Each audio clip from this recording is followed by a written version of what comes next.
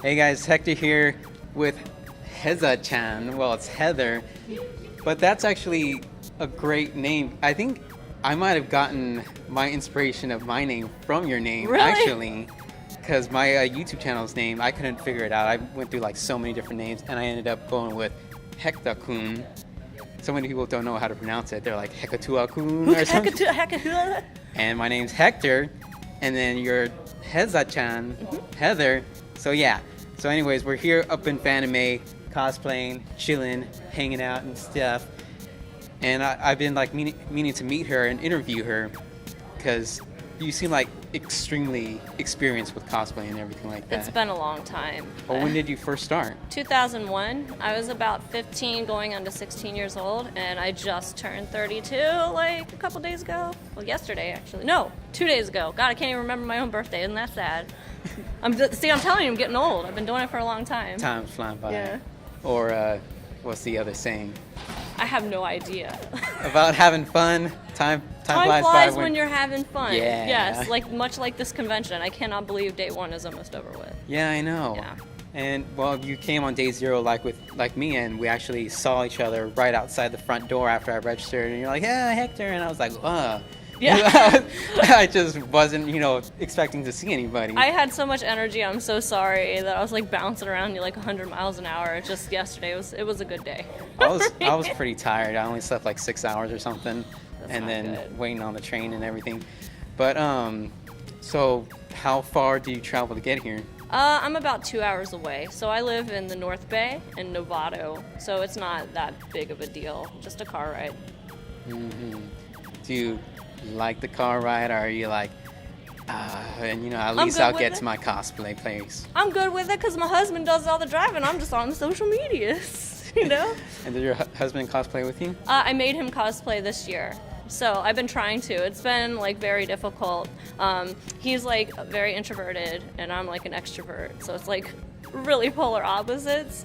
So I actually got him to cosplay the villager from Animal Crossing, and then tomorrow he's wearing his cardboard box diva, which, he's not used to getting stopped every 5 seconds, and tomorrow that's gonna be his life.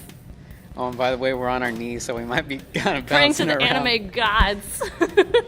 Yeah, this isn't that great, but I didn't bring my tripod because I already had so many stuff to lug around. I have it in my room. It's all right. But You gotta make it work. You gotta deal with what you have, man. Mm-hmm. Anime's poverty, man. So like back in the day when I first started cosplaying, there was this popular like messenger bag you could get, and it said anime, drugs are cheaper. And it's the truth. Well, have you like kept track of all the different costumes and cosplays and everything you've done over the years?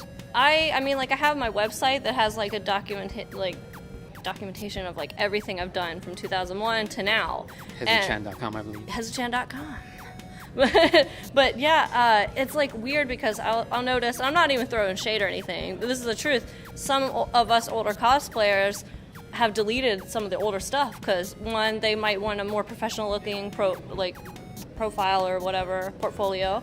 So they'll get rid of those costumes that don't look as clean, but I like to keep them there to show younger cosplayers or even just people getting into cosplay, regardless of what age you are, that you have to start somewhere. You don't start off being amazeballs, especially if you're a crafter. Yeah. Yeah, and then you make some of your own costumes, right? Yeah, I make all of them. I mean, All of except them? for this one, my friend, this is like a Blue Marumi. This is like her business, so she gave this to me as a birthday present, so I figured I'd wear it today. That's awesome. Yeah.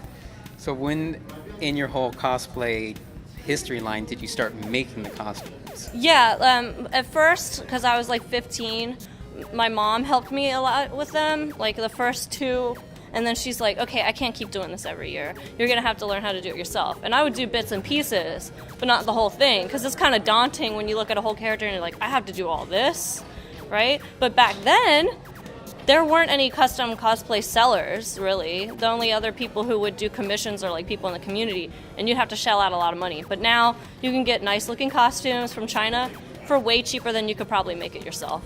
So, necessity back then. You had to make it out of necessity. So. Yeah, well, I've thought about making some of my costumes because, well, this one the outside isn't very simple, but everything else is simple. You know, it's just basic stuff. But like I just see some of the things. Like I go to the store, fabric store, and I'm like immediately, you know, overcome or whatever. It's a lot. Like you have to have a starting point. You got to learn somewhere, and you're gonna mess up along the way, but you have to in order to get better. Yeah, but it can be frustrating. I mean, like, I've been cosplaying for so long, and each new costume, no matter what, there's always something that just pisses me off about it. I'm just like, oh, I can't do it, you know? But then you figure it out. You rack your brain for like a few hours or a couple days if you have to, and you figure it out. And so would you consider yourself like a professional cosplayer? It's hard to say that. I would say, like, based on just experience and how many years I've done it, yes. But is it my job? No, it's my hobby. So I'm not a professional in the fact that I get paid to do what I do. I've had a couple appearances, but I'm not a person who tries to keep up on that stuff. So you had appearances, like what's that like? My first one that was like major, like huge for me was in Mexico in 2010. And the big difference about cosplaying in Mexico is that Sunday is the major day of the convention instead of Saturday, which is crazy because 3-day conventions here. Saturday's the biggest day, Sunday everything fizzles off. But Sunday everybody was there. But much like the United States, you can just go there in your costume. You don't have like a designated area like you do in Japan, because I've cosplayed in Japan too.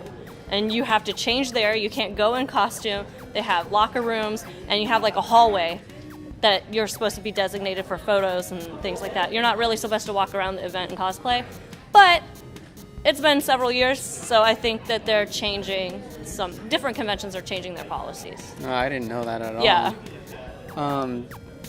So you've been at so many different conventions. So I'm not even going to ask like how many conventions you've been to. Let's keep it a little bit simple. Yeah. How many times at least have you been to Fanime? I would say that maybe this is my third or fourth because I've only been living in California. Well, I'd say third because I moved here on the day of Fanime and I didn't know. And I would have came. You didn't know? I didn't know because I moved here on my birthday several years ago and Fanime was going on that weekend. I had no idea. So it's my third year. And then so you don't just have your website, you also have a YouTube channel. Mm-hmm. And what kind of things do you do on your YouTube channel? A lot of unboxings. I would like to do some more cosplay related things, but I don't have the right setup. So I do a lot of unboxings of nerdy things and like trying out like candies and things, but I have been lacking. I need to get right back on the horse again. I've kind of fallen off a little while ago. Yeah, well, with all this whole experience at conventions, I think you should talk more about all these different cosplay conventions, because I had no idea that you went to like Japan and Mexico and all that stuff. But then again, you might have already talked about it and I might not have seen the video. It's all right. But no, I really would like to talk about the differences of cosplay back then versus now, because I want younger people or people just starting off right now to know just how different it was and how hard it was to get the materials you needed to get now.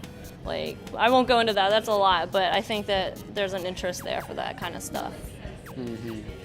So, anything else you want to tell the people out there about your channel, your Instagram, anything? Well, you can follow me on Instagram at instagram.com/Heza-Chan, and then my Twitter is Heza-Chan.com, because somebody took Heza-Chan. So it's like Heza-Chan, DOTCOM. And like if you're beginning to cosplay and you feel like, oh, I'm not good enough, everybody starts somewhere, and you can do it. You're awesome already. Why not become even more awesome? Yes, That's all. Okay.